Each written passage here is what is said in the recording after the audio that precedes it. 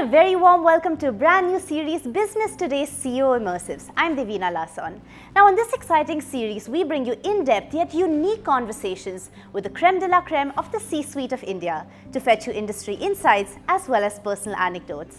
Now, as the name suggests, these will be immersive exchanges, many of which are likely to lead to policy prescriptions which the government may take notice of. We'll also showcase the personalities behind the corporate personas. Today, Sourav Majumdar, editor of Business Today, is in conversation with Nikhil Kamath, one of the co-founders of True Beacon, and they're going to discuss whether the year 2022 is the year of the bull or the bear, and much more. Take a look. Welcome to this, what promises to be a very interesting discussion with Nikhil. There can be nothing less. So I'll just jump straight into it, Nikhil. Tell us a little bit about how you set about these two disruptive ideas. One is, of course, Zerodha, and then True Beacon. What were before we come to the topic of bulls and bears, I just wanted to get your sense of how it all started. I would say my life personally has been a bunch of accidents. The biggest accident being discovering trading very early in life. I've been a full-time trader from when I've been about 17 years old. I'm 35 today, so 18 years. Everything that has happened, like broking or lending or asset management, has been ancillary to trading, but the true passion continues to remain investing, trading, research. Businesses have happened because we were in the right place at right time in different industries, but I would identify more as a trader than a business owner in that sense. Yeah. And how did the idea of Zerodha come in? Yeah, sure. So back in the day when we were trading, broking rates were really expensive. I'm talking 15, 20 years ago. Brokers in India, the incumbent players, would charge as much as 0.5% when you bought and sold shares. So when we started back in the day, we were paying a lot of broking fee as we were traders, trading a lot. And we started our own platform thinking we'll save the cost that up until now we were paying other brokers. So we started broking from there. The idea was never to offer it to other people who will then, use our platform. The idea was to have a platform that we can use for our own. It just so happened that, we started and some friends of ours said, can we use your broking license and let us pay you a fee for it? And they asked, how much will you charge? And what we discovered early is if you're buying 100 shares or 1 million shares, the broker's work is the same. Incrementally, there is no effort. Right. So we said instead of charging a percentage of volume, let's charge a flat fee of 20 rupees and you can buy or sell how much ever you like. So that's how we began broking, and I think it's been about 12, 13 years of broking now. Now, last year was a year towards the end. We saw a lot of, disruption in terms of the volatility, and now that also continues. FPIs have been major sellers of late, right? For the last several weeks and months. And yet the market doesn't seem to have reacted in that sense, which we used to, look at when we were reporters. So who's actually sort of holding that at the other end? Who's buying, and how do you look at that? So we did a research and we made a report about correlation between FPI flows and Nifty activity in the last decade or two. There have been instances in which FPI trends kind of precede or act as a leading indicator in a way. At this one time, the last cycle, as you correctly said, it has been inversely correlation. There has been an inverse correlation between the two. But what we found is DIIs catch the Indian markets better than FPIs do. FPIs typically end up buying into the last leg of rallies where DIIs are selling, and they start buying too early when a correction happens. So I don't think FPIs are a leading indicator. Net, when you look at the market, there are many other factors which define how much FII money is coming in. On the other hand, even though FPIs have taken out money in the last 2-3 months, on the FDI side, money continues to come in.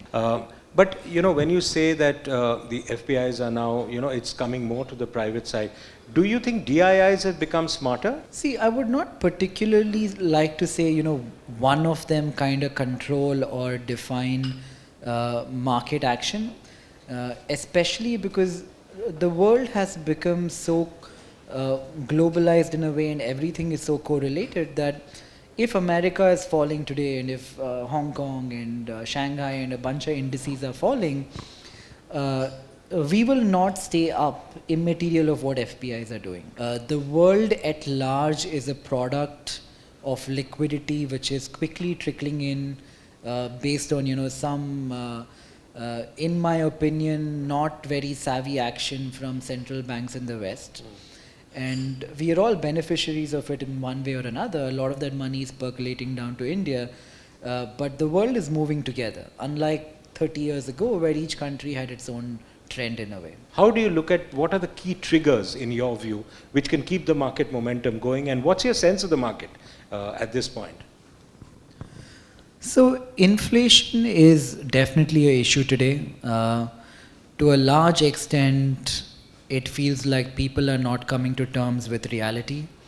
If you look at commodity prices, you look at steel, you look at copper, you look at zinc, you look at crude oil, everything is 50, 60, 70% higher than we've seen it a year ago.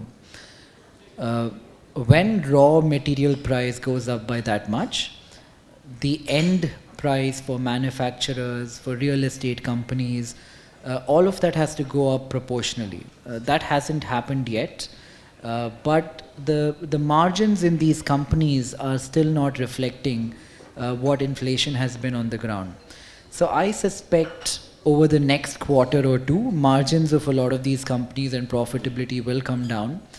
RBI thinks of themselves as somebody who kind of gives direction, but is not responsible for the exact numbers that will eventually be achieved.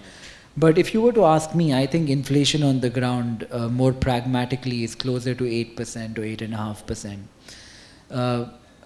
When inflation rises in a country, the central bank has very few tools to kind of contain it. The very simple tool that they have used time and again is to take interest rates above inflation rates. So to control inflation today, if the inflation rates are actually 8, the risk-free rate will have to go all the way up to 9% or 10%, which will significantly impact growth. So I would say at some point in the near future, inflation will turn into some form of stagflation, not just in India, but across the world.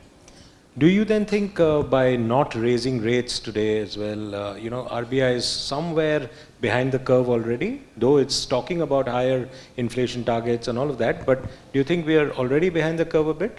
I think so. I would have assumed not just one rate hike, but we should have had like maybe 4 or 5 rate hikes up until now. Not only are we lagging the curve, but America is lagging the curve, and we're all kind of like, playing on their narrative. We are doing what they are doing and hoping the eventual outcome will be okay. You spoke a little while earlier about margins and the impact of inflation, commodity prices on margins. How do you see some of the sectors? Are there sectors which you think are going to be deeper in impact? So just to set context, I'm a fairly pessimistic person.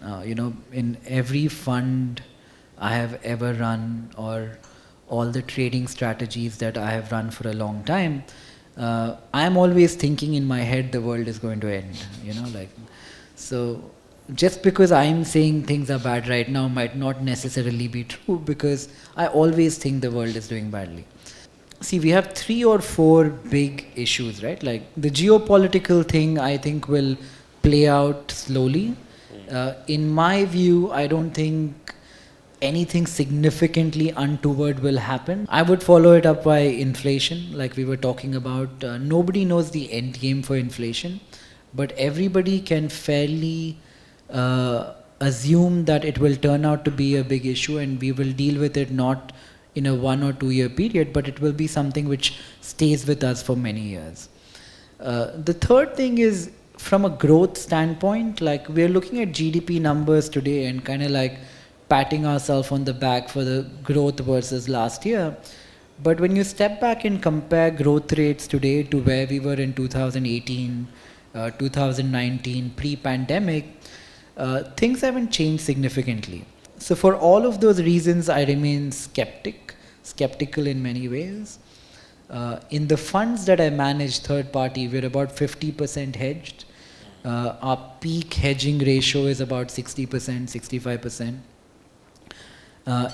In my own prop funds, the money that I manage for myself, I probably am at about 45-50% equity, and the balance is a combination of debt. What is your sense, and given the fact that you always believe sky is going to fall on your head, what is the broad, I mean medium to longer term outlook? If you look at what has happened, the markets have rallied from 8,500 to 18,400, which is like a tremendous rally. And today we sit at 17,800, which is 4% from the top. So while people say times have been choppy and all of this has happened, contextually we are talking about something which has gone up 150% and come down 4%. I don't think that's anything. So you still feel that, you know, there is room for more correction in that sense?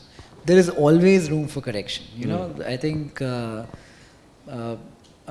it'll be interesting to watch maybe the next quarter and the quarter after that, and if results are not able to support or justify the crazy growth rates that companies have been claiming, I think there will be a bigger correction. And do you think some of the sectors, like say IT, for instance, IT services, will actually sort of buck the trend? IT is generally a good place to hide. Like whenever I suspect volatility, I put money into IT and pharma. They do well when the currency depreciates. They generally do well when the markets fall. But net, I would be say neutral on both those sectors today. Do you see any change in trend in terms of the millennial or the Gen Z investor vis-a-vis the traditional ones? Yeah, the one single largest reason for new investors to come in is FOMO. You know, like they hear about their friends who have made, 100% return. Again, for context, the penetration in India is abysmally low, right? We were at maybe 1.8, 1.9%. We are at today maybe 2.5%. So out of 100 people in the country, 2.5 people have ever either directly or indirectly bought a share. That number is significantly higher in the West, as much as 50-60% in America.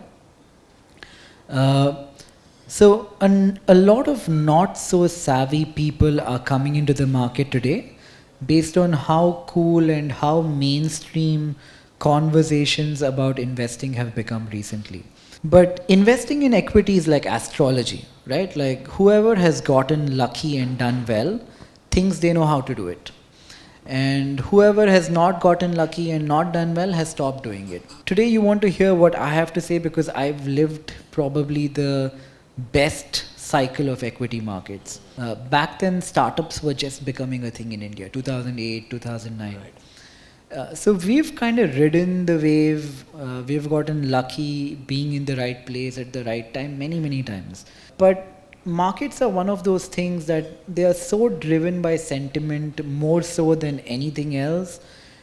It doesn't matter what FIIs are doing, it doesn't matter what DIIs are doing.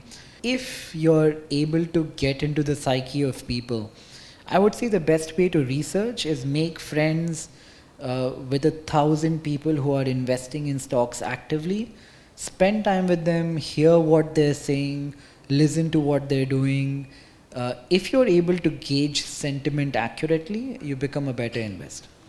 You know, I was having this discussion with a former SEBI chairman, and he seemed to suggest that, one of the key things which SEBI should actually focus on and is that investor protection and investor education, still seen as, not that important even in the overall scheme of things. How do you see that? I mean, what is the role a regulator, for instance, can play? Yeah, you laugh when I say this, but if I were to kind of like do a study on investors and who have done well, in my experience, people who know lesser tend to do better. I think the amount of information, the amount of education has to go up. In our system of pedagogy, in a way, like our schooling system, we teach kids how to get a job. We spend 15 years doing that, but we spend no time teaching them how to manage their wage once they get a job. I don't think that is right. How well who does in life is as much a factor of how well you manage money as much as it is how much money you make. Thank you very much, Nikhil. It was an Thank you. absolutely fabulous conversation. Thank you. Thank you.